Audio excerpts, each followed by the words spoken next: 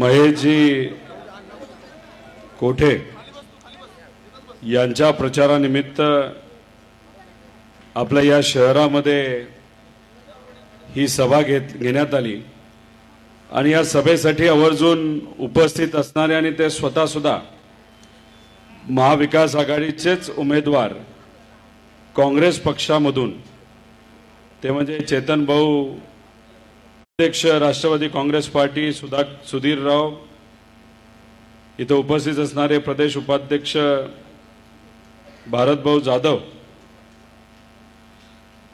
गार्गे गुरुजी तसंच शहर कार्याध्यक्ष काळे नाना मनोहर भाऊ सपाटे शंकर भाऊ पाटील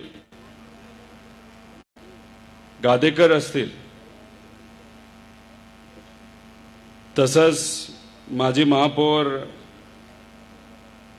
नलिनीताई शहराध्यक्ष महिला सुनीताताई लताताई फुटाणे असतील प्रतीक्षाताई चव्हाण विनोद भाऊ भोसले प्रशांत भाऊ बाबर मिलिंदजी गोरे शहराध्यक्ष युवक राष्ट्रवादी काँग्रेस अक्षय असतील सरफराज भाऊ शेख असतील निशांत भाऊ असतील जेव्हा निकाल लागेल तेव्हा 100% आमदार झाला पाहिजे यासाठी आपल्या सर्वांना प्रयत्न करायचे। भाजपचे सर्वे सुद्धा हेच सांगतायत की 20 वर्ष भाजपचा जो आमदार इथं आहे ते 20 वर्ष आता संपले ते परत काय आमदार होणार नाहीत। जर आमदार कोण होणार असेल तर महेश भाऊच तिथं होणार आहेत। हे भाजपच्या सर्वेमध्ये सुद्धा तिथं दाखवलं गेलेलं आहे आणि आपण सुद्धा जे कुठले नाहीतर भाजपचे जे आमदार आहेत आता स्वतःला काय म्हणतात मला माहित नाही, पण लोकांनी मला सांगितलं की ते स्वतःहून सांगतात की त्याला मालक म्हणा।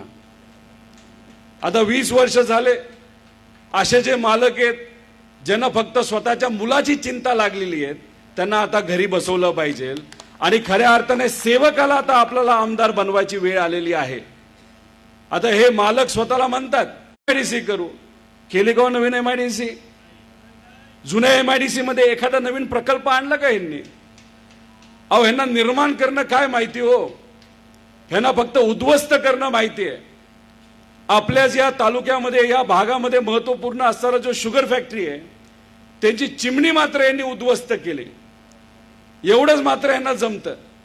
आता कसं आहे इथं 2 भाजपचे देशमुख आमदार आहेत, एक इथं आणि एक पलीकडे, या दोघांची मिली बघत आहे।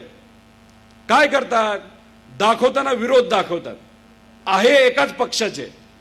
आता जेव्हा यांची सत्ता या शहरामध्ये होती महानगरपालिकेमध्ये स्टँडिंगचा चेअरमन केला गो यांनी, तर जे कुठले शहरामध्ये टेंडर झालेत त्याच्यावर चर्चा होऊ शकली असती, पण यांना चर्चाच करायची नव्हती। कारण कदाचित या दोघांना आपापसातलं भांडण दाखवून काय खायचं होतं तर मलिदा खायचा होता, बाकी काय करायचं नव्हतं। काही लोकांना आम्ही भेटलो मध्ये, त्यांनी आम्हाला सांगितलं की या शहरामध्ये विकास कामामध्ये भाजपचे जे कुठले आमदार आहेत त्यांची टक्केवारी किती आहे तर 20 ते 25% आहे। तुम्ही मला सांगा आहे का नाही? घरी बस सेवा होती ती परत चालू व्हावी। या